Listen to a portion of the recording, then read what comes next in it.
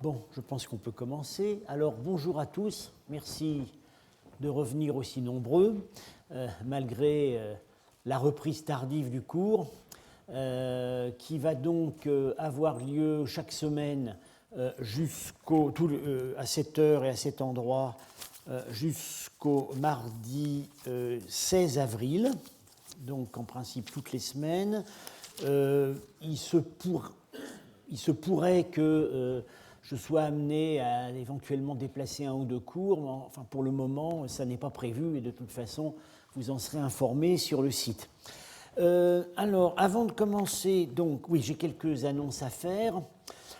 Cette année, contrairement à l'année dernière, le cours ne sera pas complété par un séminaire, parce que ce séminaire sera remplacé par une journée d'études qui, en fait, c'est le terme admis, mais elle aura lieu sur 2 jours, les 4 et 5 juin, ici même au collège. Elle sera évidemment ouverte à tous et elle sera concentrée sur l'étude des questions d'irrigation en Asie centrale. J'ai en effet trouvé qu'il serait commode de doubler mon cours de l'année dernière et de cette année, et sans doute aussi de l'année prochaine, qui porte sur les questions urbaines, avec quelque chose portant sur les questions rurales. Et la base même de toute vie rurale intensive en Asie centrale, c'est l'irrigation. Donc cette table ronde aura lieu ici en hommage à Pierre Gentel, qui était décédé en 2006, qui était 2010, excusez-moi, qui était donc l'un des pionniers, peut-on dire, de cette étude de l'irrigation ancienne en Asie centrale, et avec lequel nous avions beaucoup travaillé, d'abord en Afghanistan et ensuite à Samarcande. Alors j'annonce par ailleurs que j'invite dans le cadre de ma chaire 2 conférenciers étrangers. Donc l'un d'eux tout ça a été évidemment annoncé, c'est M. Pavel Lourier, conservateur au musée de l'Ermitage, et qui va nous faire 4 conférences. La première aura lieu mardi prochain. Ensuite, ce sera chaque mardi pendant donc jusqu'au 24 mars à 17h, salle 5. Enfin, tout ça se trouve sur le site. Pavel Lourier est à l'heure actuelle dans la jeune génération le meilleur spécialiste de tout ce qui concerne à la fois l'archéologie et la philologie de la Sogdiane, région dont j'ai été amené à parler l'année dernière et dont je serai amené à parler ultérieurement en liaison avec nos fouilles de Samarcande. 2 de ces conférences auront plutôt une orientation archéologique et iconographique, et 2 autres plutôt une orientation philologique. Mais enfin, comme je m'efforce moi-même de le faire, il observe souvent un équilibre entre les divers ordres de données et essaie de les faire interagir. Donc vraiment, je vous convie à venir nombreux. Bon, ces conférences auront lieu en anglais. Et puis par ailleurs, début juin, à une date encore, je crois, probablement le 8 et 10 juin, j'invite pour 2 conférences mon collègue américain Jason Bedoun de l'Université du Nord Arizona, qui parlera sur un sujet pas du tout archéologique, mais loin d'être sans rapport avec l'Asie centrale, puisqu'il s'agira du manichéisme, principalement dans ses rapports avec saint Augustin, qui est évidemment l'un des témoins majeurs du manichéisme. Voilà, tout ça sera annoncé en temps utile. Alors, j'ai donc cette année annoncé un cours sur le Khwarezm, qui probablement sera amené à se poursuivre aussi l'année prochaine. Alors, qu'est-ce que le Khwarezm ? Il y a plusieurs. Le Khwarezm, c'est le nom actuel. Le nom médiéval, c'était Khwarezm. Le nom qu'on trouve chez les auteurs classiques, notamment les historiens d'Alexandre, c'est la Chorasmie.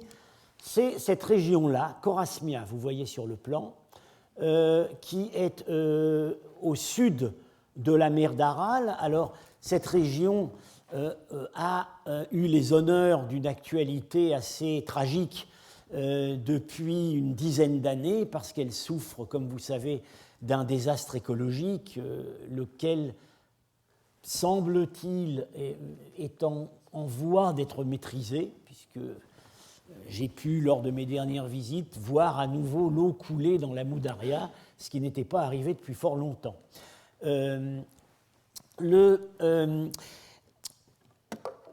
Pourquoi consacrer une place aussi importante, une année entière de cours et probablement davantage, à une région qui peut paraître, qui est aujourd'hui fort déshéritée et qui, sur la carte, peut paraître aussi excentrée par rapport non seulement au monde iranien, mais même à l'Asie centrale. Je dirais que les fouilles de Nisa et d'Aï-Khanoum que j'ai présentées l'année dernière avaient ouvert la connaissance de la civilisation urbaine hellénistique de l'Asie centrale. Les fouilles du Khorezm ont ouvert l'archéologie de l'Asie centrale tout court, et cela dès les années d'avant-guerre. C'était vraiment les premières grandes explorations archéologiques à l'échelle d'une immense région. Il n'y avait en fait à l'époque comme précédent que les grandes explorations du Turkestan chinois par les expéditions du début du XXe siècle et au premier rang desquelles se trouvait celle d'Orelstein.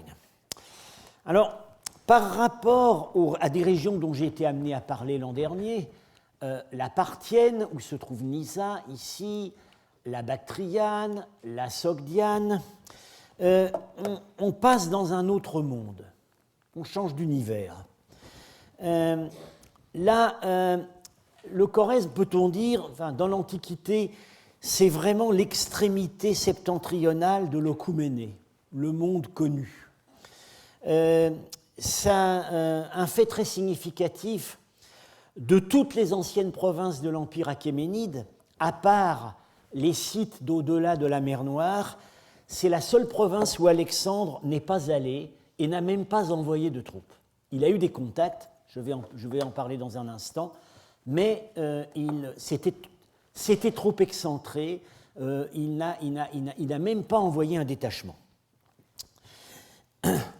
Dans la littérature archéologique et la littérature tout court, le Khorezm qu'on voit ici, alors ce qui est en pointillé, évidemment, c'est le sable, vous voyez qu'il y en a beaucoup. Ce qui est en ligne droite, c'est la mer Caspienne, la mer d'Aral. Voilà le Khorezm. Alors, on dit souvent le Khorezm est une île. C'est pas véritablement une île, c'est en fait un ensemble, c'est la combinaison, l'articulation des deux deltas, de la Moudaria ici et du Sirdaria.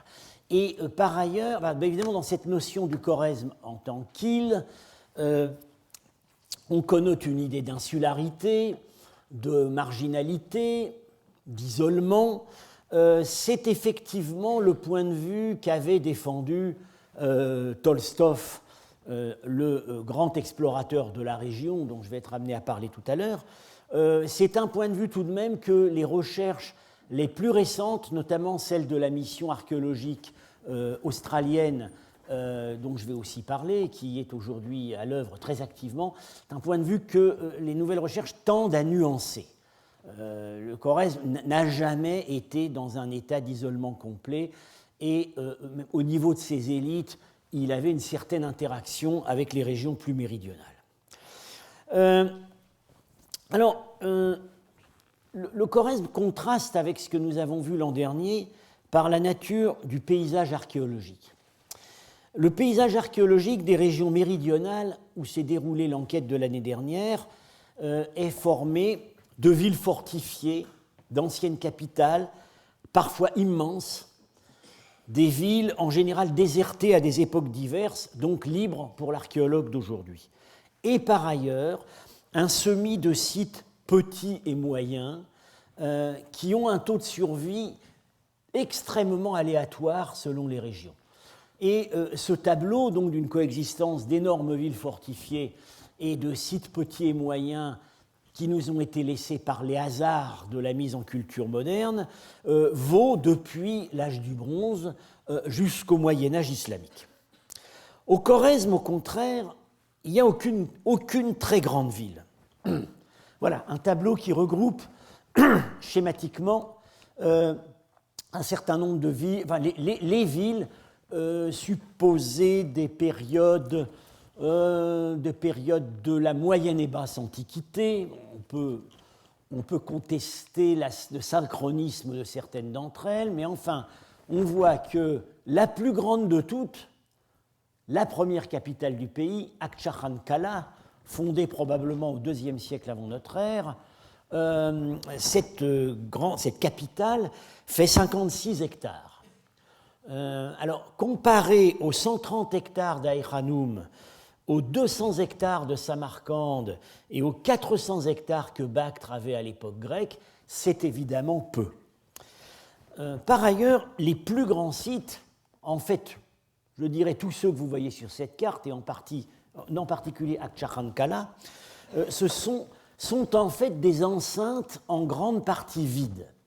Alors vous me direz, c'est vrai aussi dans certains sites méridionaux, on sait très bien que Samarcande, à l'intérieur de ses murailles, n'a jamais été très densément occupée.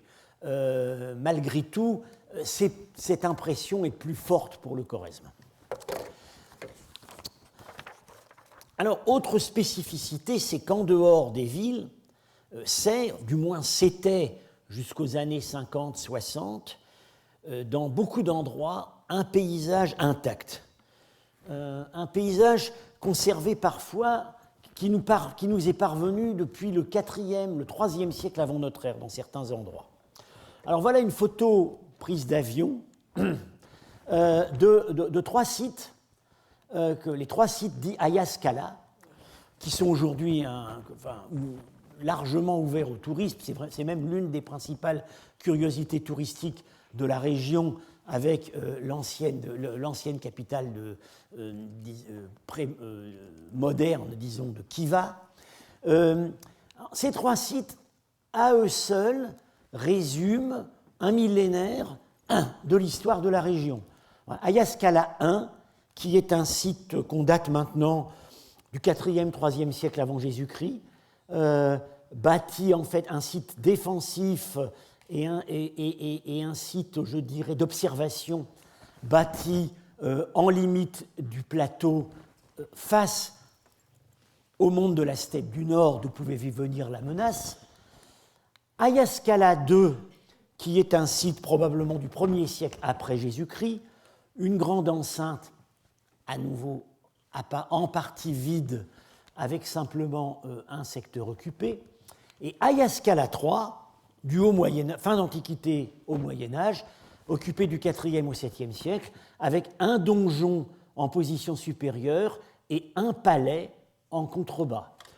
Ces trois sites, l'existence de ces trois sites s'est partiellement chevauchée, mais malgré tout, on voit très bien l'expression, il suffit on a là sous les yeux un millénaire d'histoire de fortification avec les impératifs successifs, la défense face au front nomade, une grande enceinte visiblement ayant une importance politique régionale et ce qu'on a pu qualifier de féodalisation à la fin de l'Antiquité avec des petits châteaux juchés sur des pitons. Voilà, donc vous voyez l'état de conservation.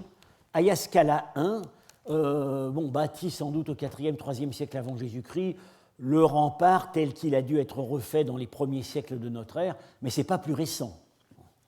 Voilà, Ayaskala III, le donjon féodal dont j'ai parlé tout à l'heure, on voit encore le décor dit gaufré avec des pilastres saillants, les meurtrières. Ça, c'est un paysage, je vous dis, du 4e, 7e siècle. Dans ce paysage, on se promène encore.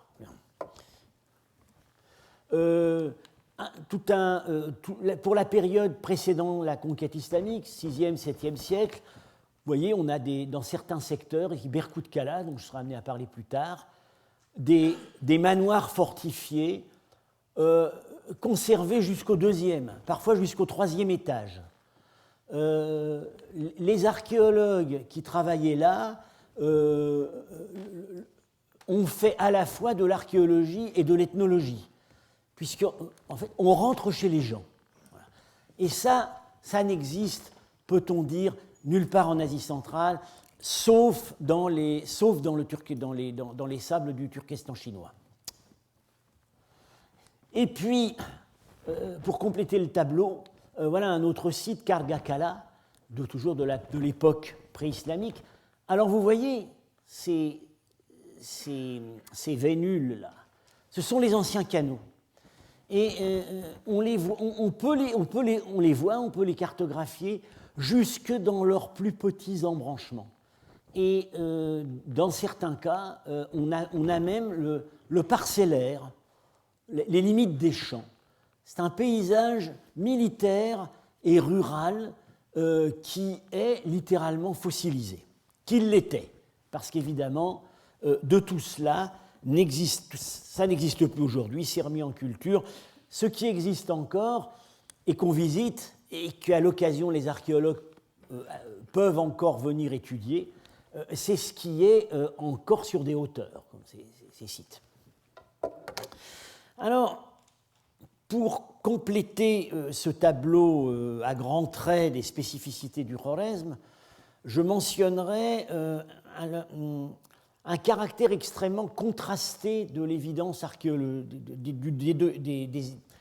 des évidences archéologiques.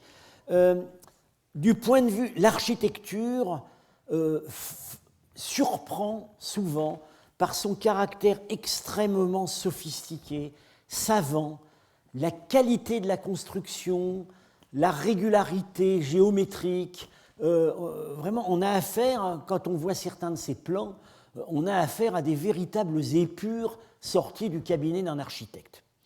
Mais à côté de ça, on a un matériel mobilier et décoratif qui est très souvent déconcertant parce que de niveau médiocre. Et là on sent quand même une certaine marginalisation par rapport aux brillantes cultures du Sud. Mais encore une fois, dans ce matériel médiocre, sur certains sites qui étaient visiblement au sommet de l'échelle politique, il y a des fulgurances tout à fait spectaculaires. Alors, je n'en mentionnerai que 3. Dans un site, disons, de grande forteresse, grande résidence, Kalalegir, probablement 2e, 1er siècle avant Jésus-Christ, eh bien voilà, on a retrouvé un moulage en plâtre qui copie les griffons en pierre de Persépolis. Et ça, on l'a retrouvé nulle part ailleurs.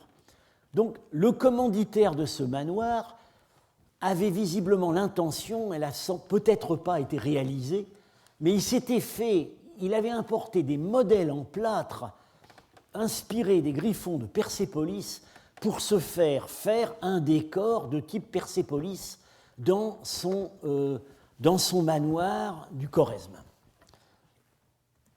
Ici, donc dans le site d'Akshahan Kala, la plus ancienne capitale que j'ai mentionnée et dont je vais beaucoup parler par la suite, des peintures murales extrêmement spectaculaires, avec ici un personnage parmi 40 d'une galerie qu'on appelle la Galerie des Rois. Ils ont tous des colliers en or à 7 spires.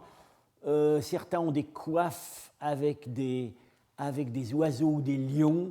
Vous voyez ces visages stylisés, mais tout de même extrêmement vivants.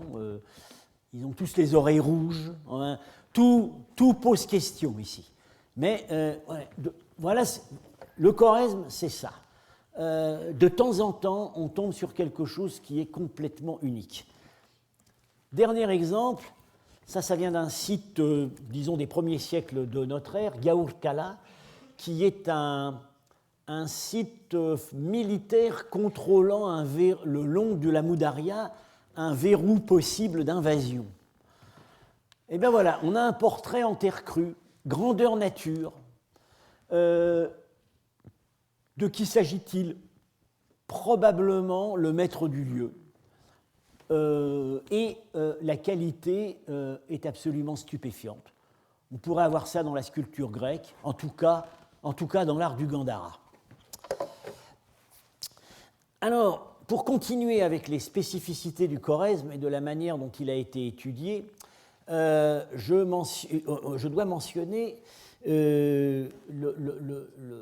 la méthodologie tout à fait remarquable qui a présidé à cette étude.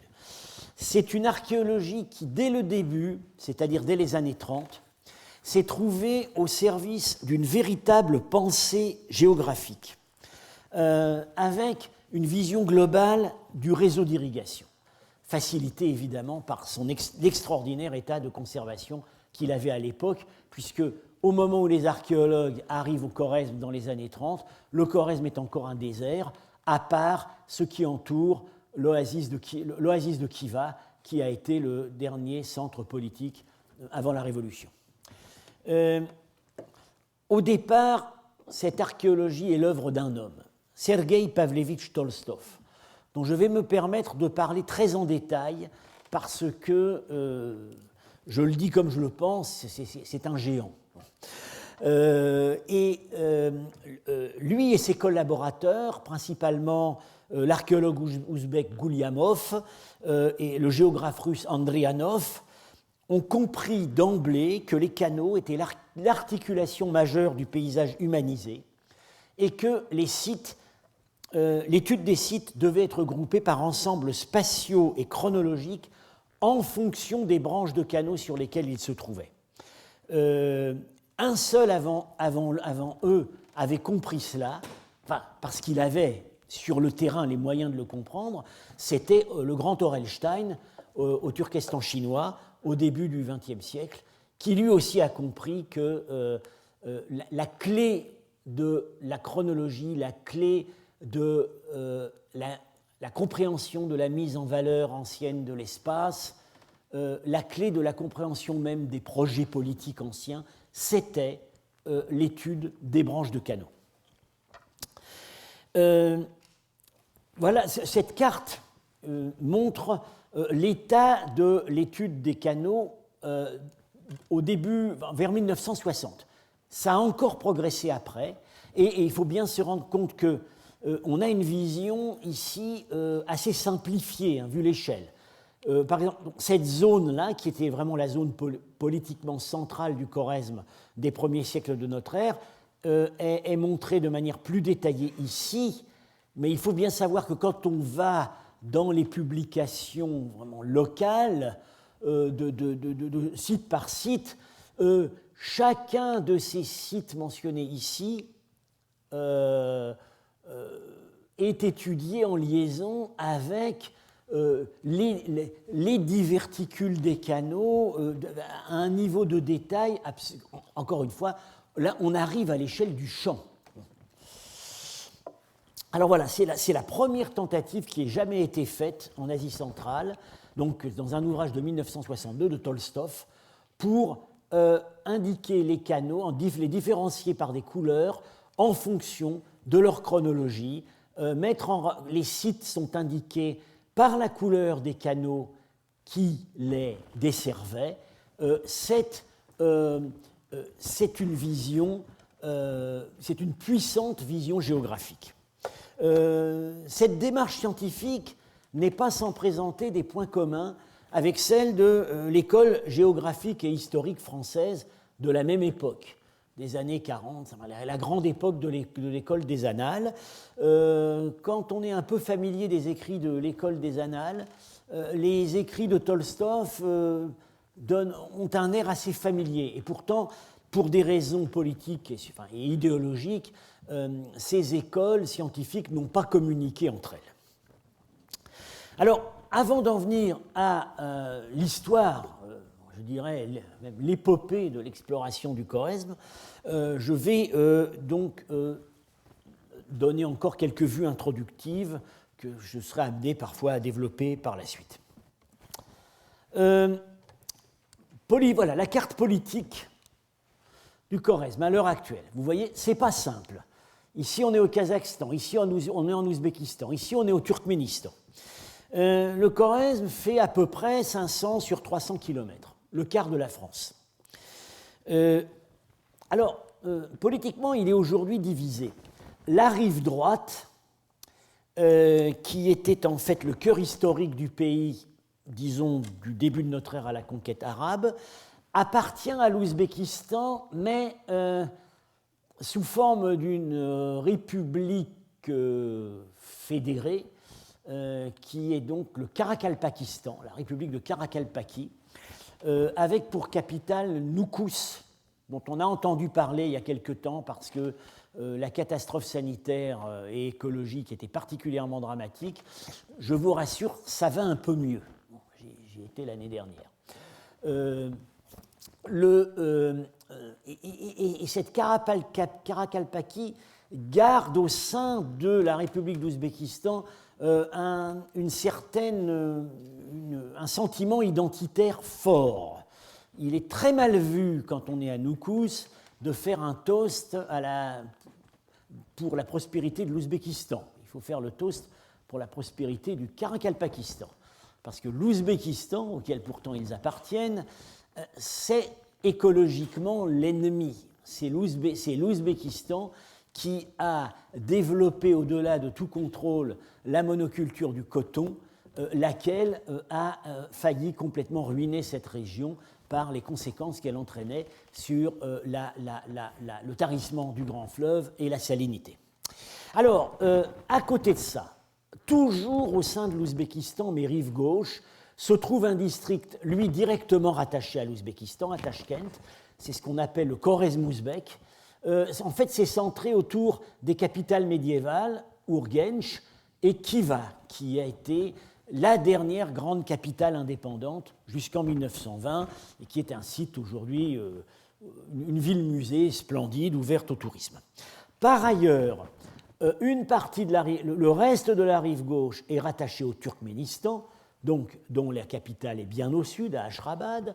Et pour compliquer le tout, le delta du Syrdaria est rattaché au Kazakhstan. Alors, je vous dis tout de suite, à l'époque soviétique, ces frontières de république n'avaient aucune incidence sur les conditions de l'exploration archéologique. Aujourd'hui, depuis les indépendances, elles en ont. Il est aujourd'hui... Il n'est en fait aujourd'hui pas possible à une même mission archéologique d'opérer sur deux républiques à la fois.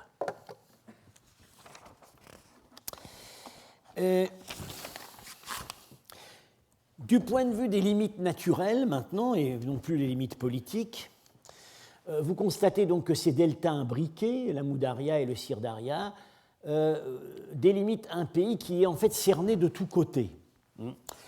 Ici, c'est écrit en russe, l'Ousturt, un grand plateau quasi désert, bordé, on ne le voit pas très bien sur cette carte, on ne le voit pas sur cette carte, par une puissante falaise. C'est le point méridional d'hivernage des grandes tribus de la steppe, et ceci depuis fort longtemps. Et des tribus qui parfois viennent de très loin. C'est l'une des portes d'entrée des nomades de la steppe, il y en a eu d'autres, mais c'est l'une des portes d'entrée des nomades de la steppe dans l'Asie centrale méridionale et l'Iran. Pour ne prendre que l'exemple le plus fameux, les Parthes, qui à partir du IIIe siècle s'implantent au sud et qui au siècle suivant vont chasser les Grecs d'Iran, les Parthes sont passés par là. Au départ, ils nomadisaient. C'était tout simplement leur pâture estivale, et leur pâture hivernale. Leur base estivale était plus au nord. Alors, par ailleurs, on a ici donc la mer d'Aral. Enfin, la voici telle qu'elle était il y a 20 ans. C'est plus du tout telle qu'elle est aujourd'hui, comme vous le savez. Elle est réduite en fait à 3 grands lacs même si du côté du Kazakhstan, on observe actuellement une certaine remise en eau. Et puis, la barrière en fait la plus terrible, c'est la barrière des déserts. Ici le Kizilkoum, les sables rouges, ici le Karakoum, les sables noirs, tout un programme.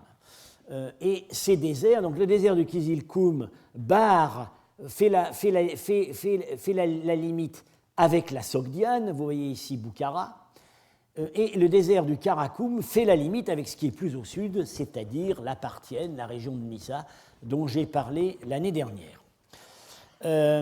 En fait, les seuls débouchés permettant d'éviter la traversée de ces grands déserts, ces débouchés sont fluviaux.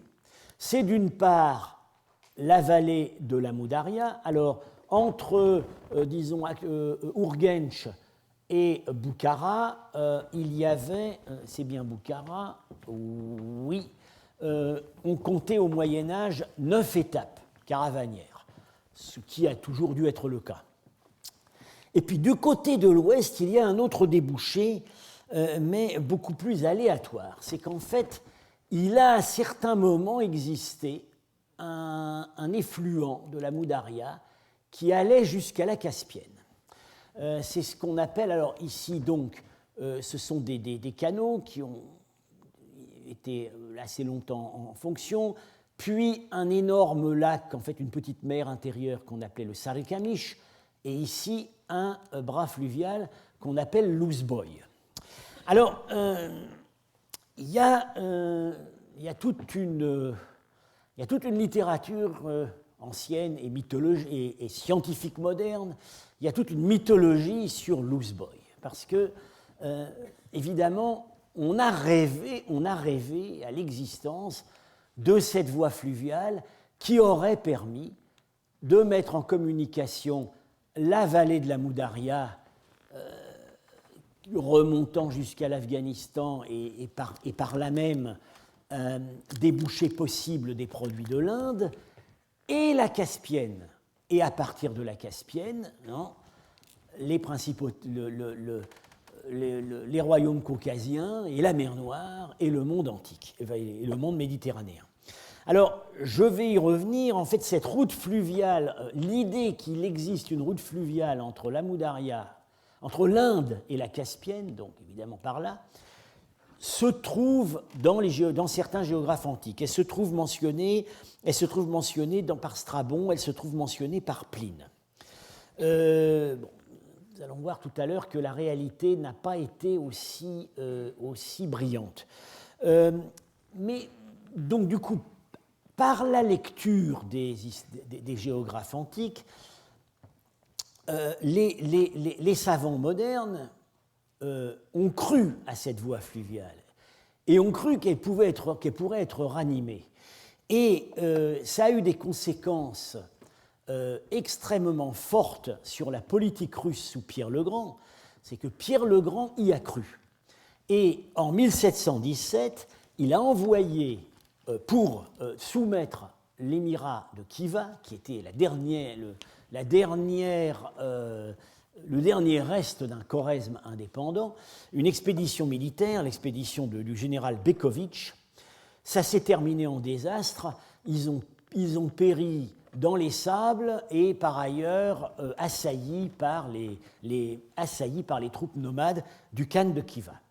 Et la raison de l'expédition Bekovitch, c'était retrouver, éventuellement remettre en eau, s'il fallait le faire, l'ancienne voie fluviale du commerce entre l'Inde et la Caspienne.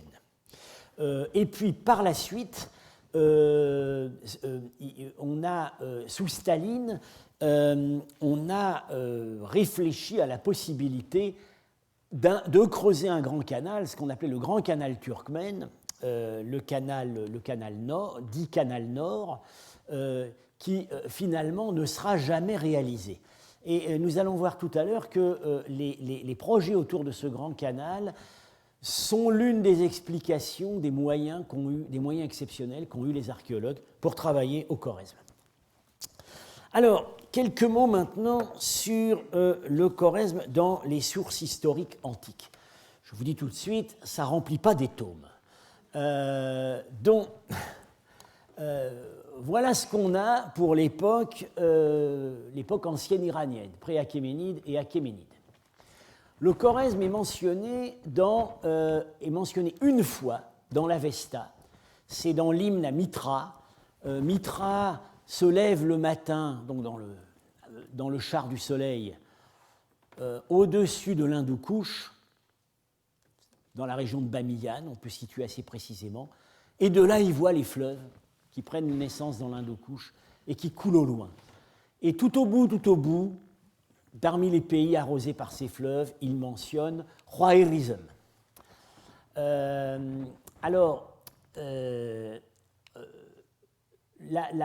mot se retrouve dans les inscriptions vieux perses, je vais en parler dans un instant, sous la transcription Uvarazm, qui est en fait une transcription artificielle. Ce n'est pas une vraie forme linguistique, c'est une retranscription artificielle à partir de la vraie forme qui est Khwarizm. Alors, qu'est-ce que ça veut dire, Khwarizm? Il y a eu plusieurs hypothèses. À un moment, une hypothèse en vogue qui, évidemment, bien excitante pour l'imagination, ça aurait été le pays Khwarazma, le pays qui a sa propre loi. Bien. Alors de là, on disait, quelle loi? Eh bien, évidemment, la loi de Zoroastre, etc., etc. Bon, plus prosaïquement, on pense maintenant que c'est Khwarazm, c'est-à-dire terre brûlée. La racine khwar signifiant brûler sans se consumer. Voilà. Et ça fonctionne avec des nuances de rouge et de noir. Ça colle très bien, puisque je viens de vous parler des sables rouges et des sables noirs qui entouraient le Khorezm. Alors, là, il y a un parallèle qui évidemment vient à l'esprit, c'est le nom de la Sogdiane, Surda en avestique, retranscrit artificiellement en vieux perse Sugouda, qui très probablement veut tout simplement dire le pays brûlé. Alors, vous me direz, pourquoi des noms pareils, aussi décourageants, alors que aussi bien le Khorezm que la Sogdiane sont des oasis, des régions de mise en culture ancienne, avec des canaux, etc. Alors, bon, on n'a pas évidemment d'explication toute faite. J'aurais tendance à penser que c'est une toponymie très ancienne qui s'applique non pas au paysage progressivement mis en culture, mais à ceux aux dépens de quoi ce paysage a été conquis. Voilà. Une explication alternative possible aussi, c'est qu'il s'agirait d'une toponymie externe, c'est-à-dire c'est le nom que les étrangers donnaient à ces pays. Ce qui pourrait, dans le cas du Khorezm, ce serait logique.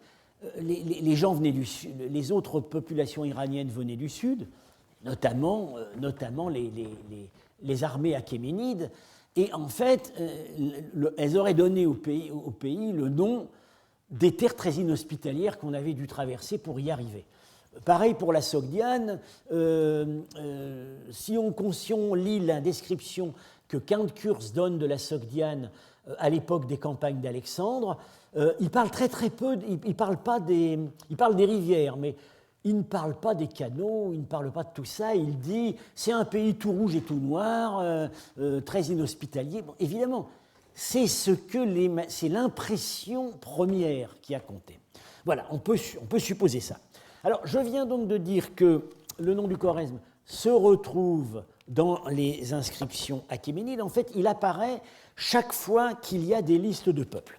Ça commence avec la première inscription achéménide, la grande inscription de victoire de Darius Ier à Bissoutun, qui probablement vers 520, juste après l'écrasement des rébellions du début de son règne.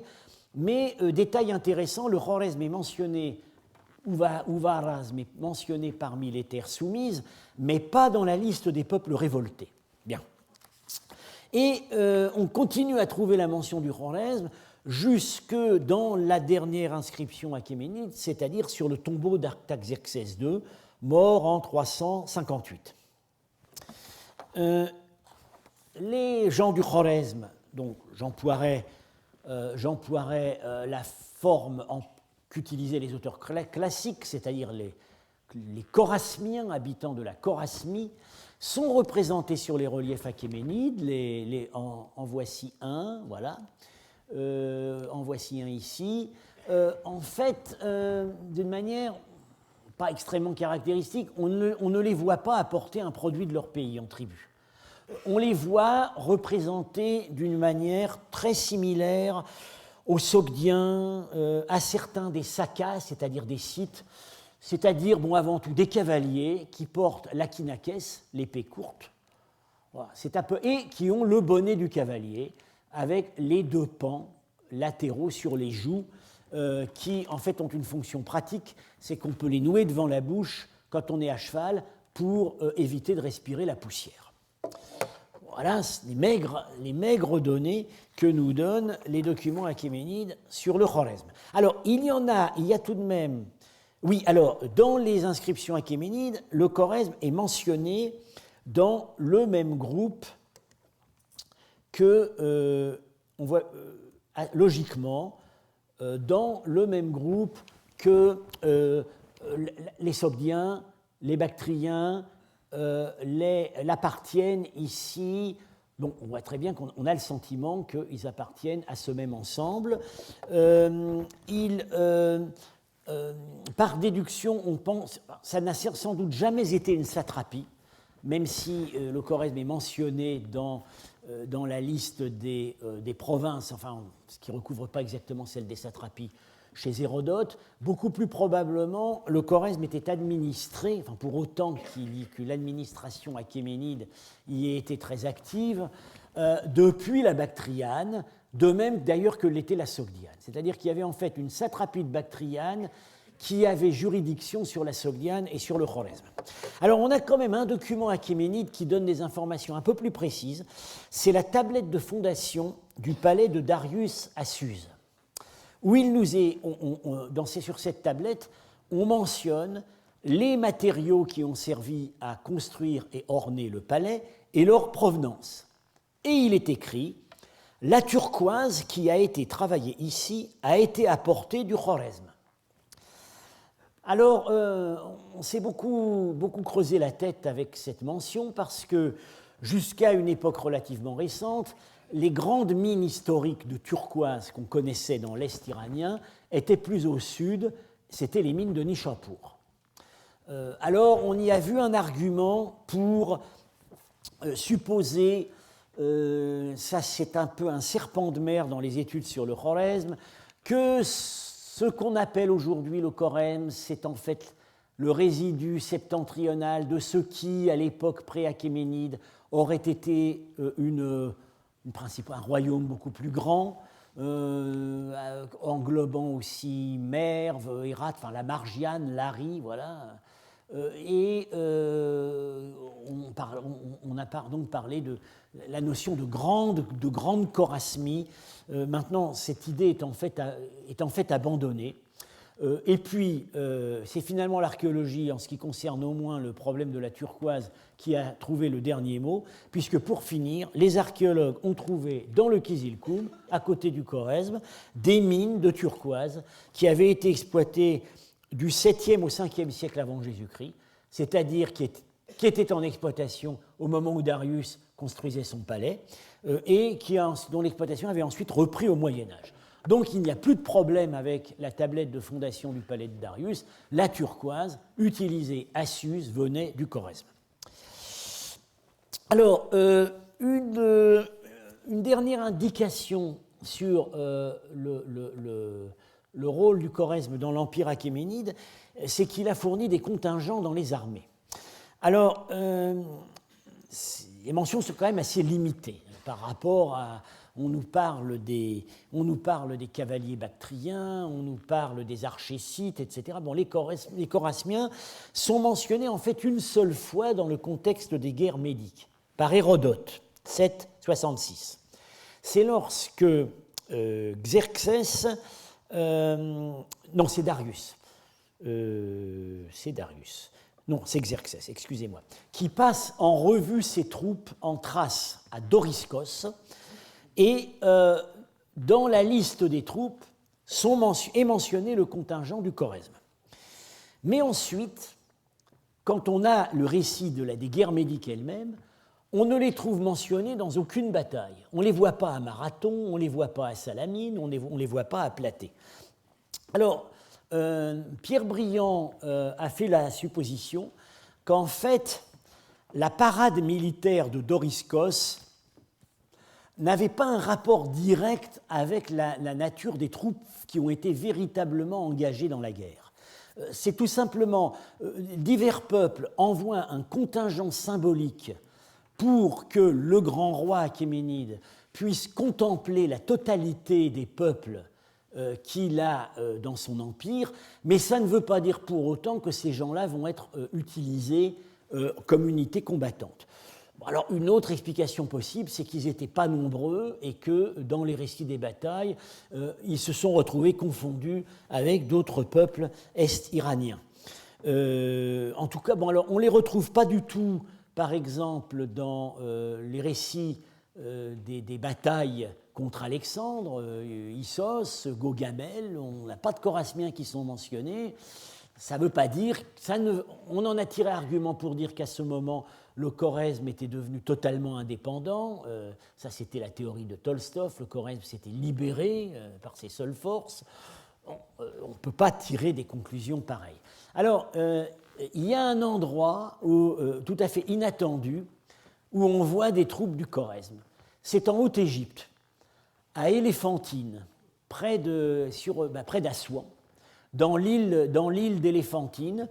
Comme vous savez, cette île a fourni un lot d'archives très intéressant de l'époque de la domination perse, un lot de papyri qui mentionne en fait des garnisons étrangères.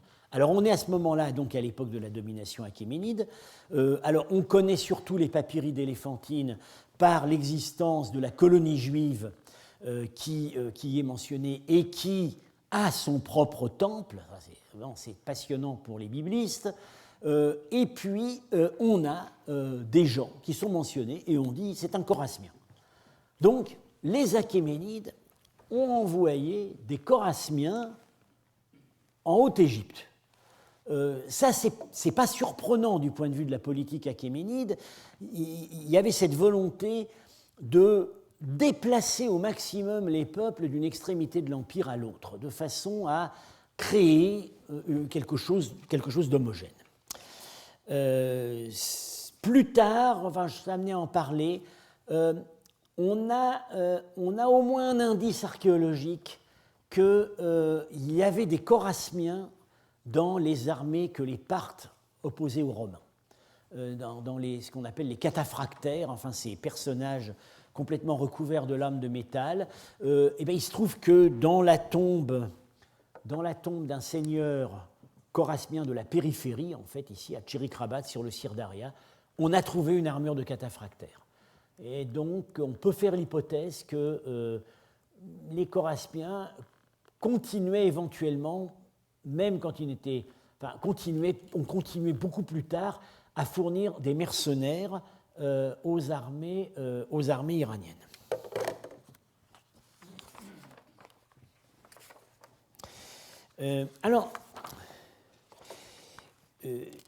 Arrivons maintenant au moment de la conquête d'Alexandre. Comme je vous l'ai dit, Alexandre n'a pas cherché à aller au Khorezm et n'y a pas envoyé de troupes. Mais il a eu un contact au sommet, au niveau politique, et c'est là qu'on voit pour la première fois que le Khorezm a une structure politique propre.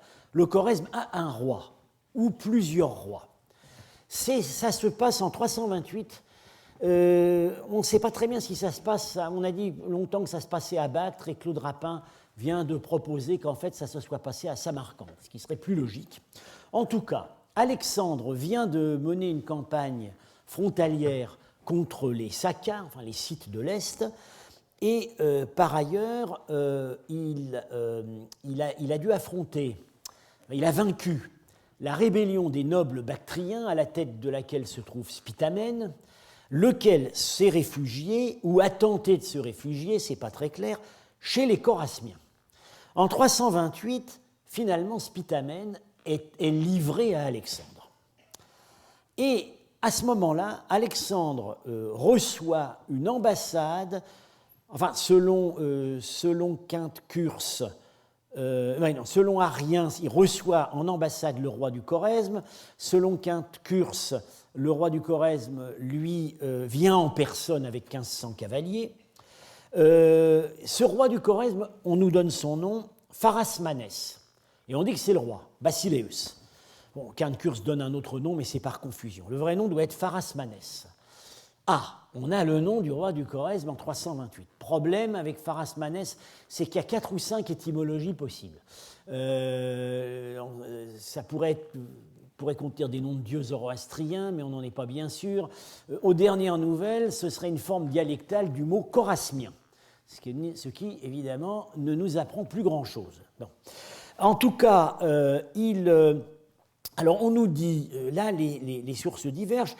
Quinte Curse, c'est assez précis, il dit oui, les Chorasmiens sont voisins de tribucites qu'on appelle les Massagètes et les Dah.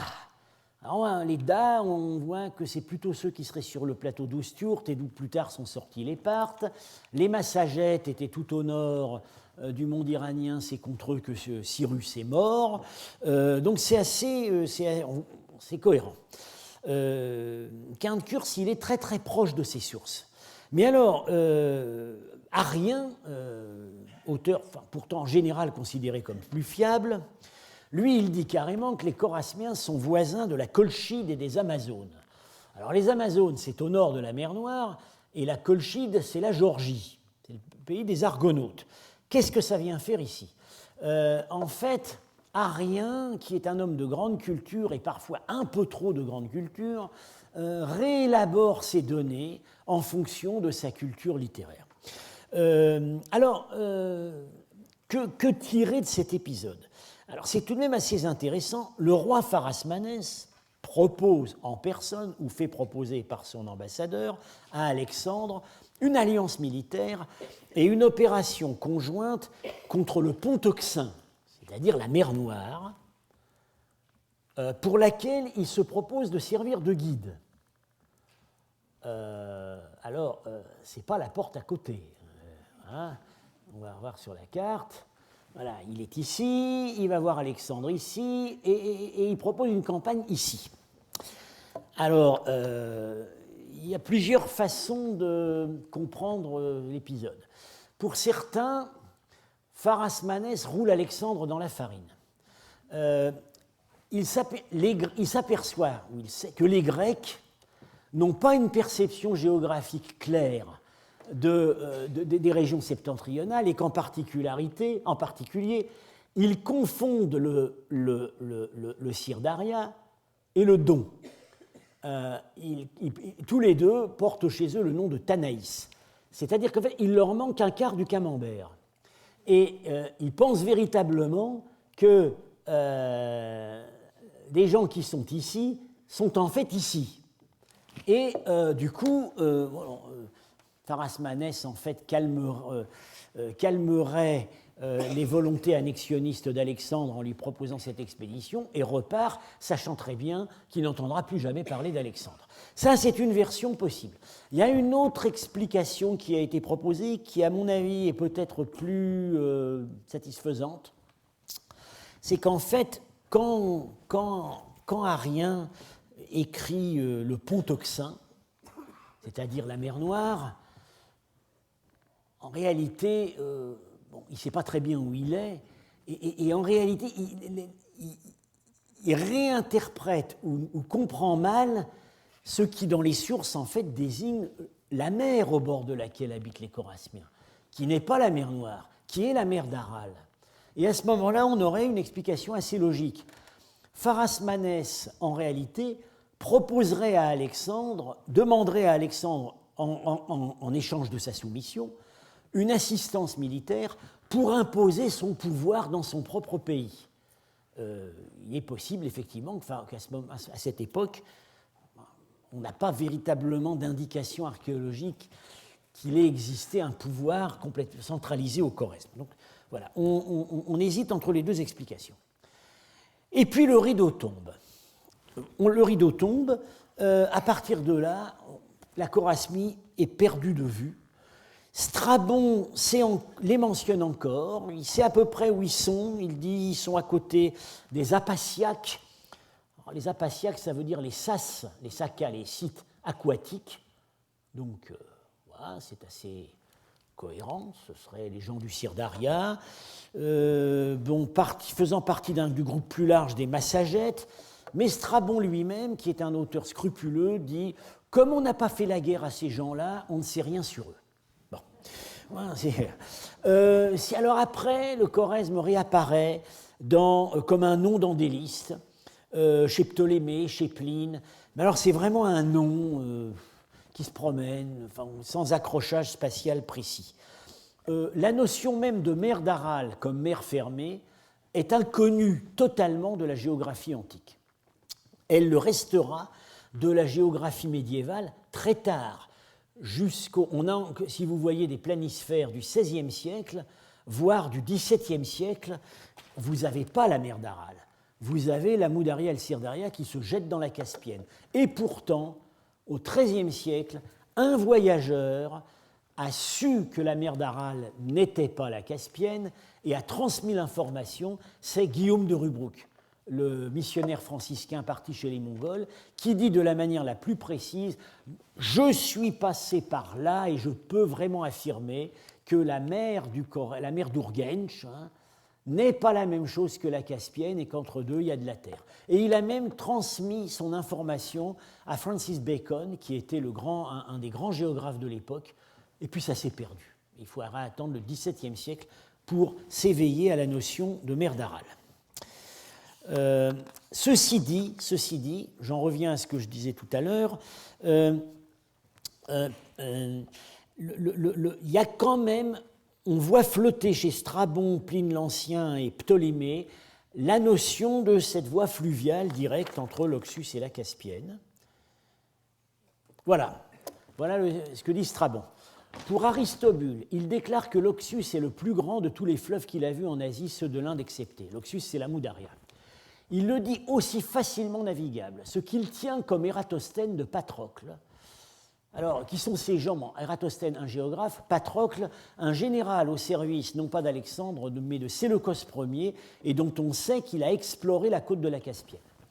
Il assure qu'on l'utilise pour acheminer jusqu'à la mer d'Hyrcanie, c'est-à-dire la Caspienne, beaucoup de marchandises indiennes, qui traversent ensuite la mer jusqu'en Albanie. Ce n'est pas notre Albanie qu'on connaît, c'est l'Azerbaïdjan. Et sont transportés dans le pont Euxin, la mer Noire, par le Syros et les étapes qui lui succèdent. Alors, voilà, ça c'est le début de ce rêve de la voie fluviale Inde-Caspienne dont j'ai parlé tout à l'heure. Et vous voyez, Gibbon, Decline and Fall of the Roman Empire, en 1788, qui s'excite. Les cargaisons de soie descendaient l'Oxus, traversant la mer Caspienne, remontaient le Cyrus et le courant du Phase, les portaient dans le pont Euxin et la Méditerranée. Encore en 1788, voilà ce qu'on écrit.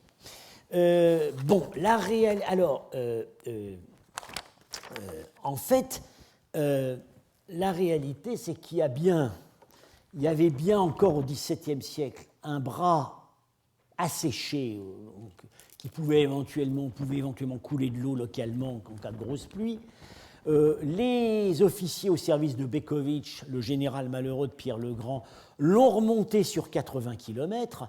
Donc en fait, ils ont dû faire. Le télescopage des temps est tout de même une chose extraordinaire. Les officiers de Bekovitch en 1717 font la même chose que Patrocle, le général de Séleucos, 2000 ans avant. Ils sont remontés par là et ils ont dit oui, il y a quelque chose. Bon.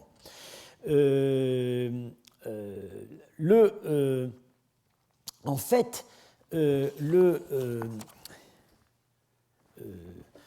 la réalité archéologique, on la connaît maintenant.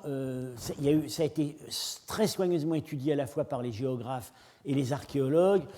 Ce qu'on peut dire, c'est que il y avait effectivement ce bras fluvial, mais au néolithique, où il coulait abondamment. Puis, il est à peu près à sec. Et il s'est remis à couler, mais pas d'une façon, semble-t-il, très abondante, du 5e au 9e siècle. Et puis, il a coulé une troisième fois à la fin du Moyen-Âge, du XIVe au XVIe siècle, peut-être à la suite de la destruction des canaux par les troupes de Gengis Khan et de Tamerlan. Mais bon, ça coulait, mais ça coulait comment ? Ça n'a certainement jamais été une vraie voie fluviale, parce qu'il y a des cascades, il y a beaucoup de méandres. Les sites, il n'y a en tout cas pas de possibilité pour une irrigation latérale. Comme l'a dit le dernier géographe qui a étudié la question, René Létol, c'était beaucoup plus commode de prendre la caravane et de longer le ravin que de se mettre au fond du ravin pour servir de cible de tir aux maraudeurs. Bon. En fait, ici, il y a des villes, il y a des sites, parce que cette zone fait véritablement partie du réseau irrigué du Khorezm. À partir de là, il n'y a plus que des nécropoles nomades. Il y a un site un petit peu important qui est un fort, Igdekala, qui est probablement, mais on voit très bien, ce n'est pas un site urbain, c'est même pas sur un canal, c'est le désert des Tartares, construit en pierre, et c'est tout simplement un poste avancé de l'Empire parthe et de l'Empire sassanide en direction du front des steppes. Donc, voilà, on arrive maintenant très bien à recaler cette histoire de la voie fluviale. Bien, alors, j'en reste là pour aujourd'hui, et donc la prochaine fois, nous allons suivre à grands traits les destinées historiques du Khorezm jusqu'au Moyen-Âge, et ensuite parler de son exploration archéologique.